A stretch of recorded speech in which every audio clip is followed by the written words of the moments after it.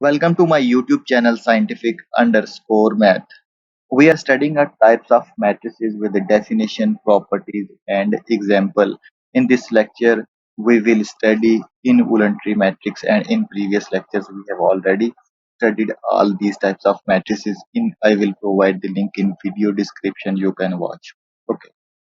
So involuntary matrix, first we have definition. A square matrix A is said to be an involuntary matrix if and only if the square of the matrix A is equal to identity matrix, or the matrix A is equal to its inverse. So this is the definition of an involuntary matrix, and let's solve the example related to the involuntary matrix. And we have example, find the matrix A is an involuntary matrix. So solution: to check if the matrix A is involuntary, we need to determine the value of A square. Okay, means we multiply the matrix, given matrix, with itself, and if this is equal to identity matrix, then the given matrix is an involuntary matrix.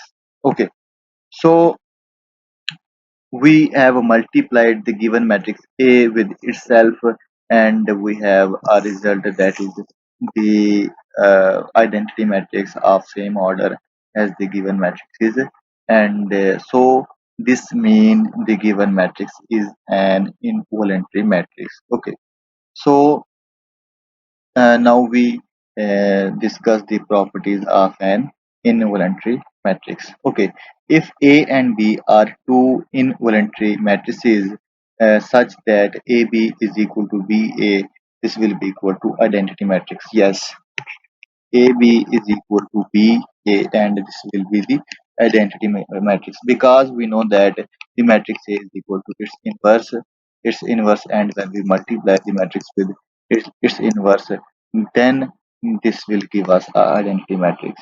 So here B is working as inverse of the matrix A. This That's why this is equal to the identity matrix. Okay.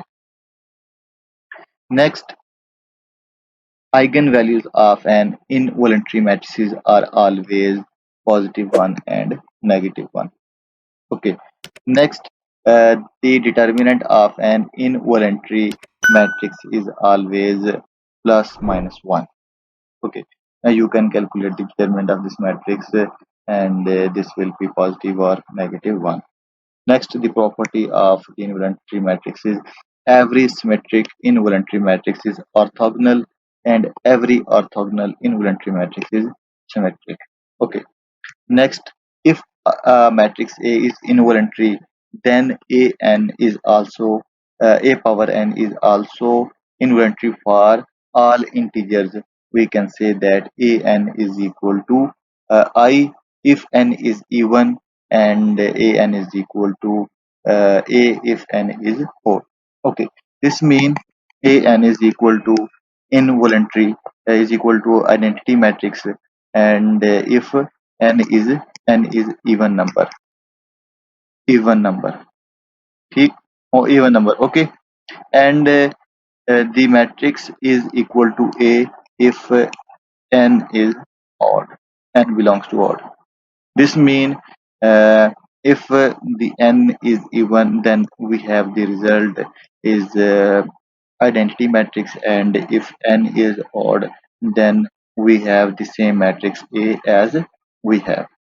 This will give us again there is for example, n is equal to 3, and A power 3 will again give the matrix A. Okay, so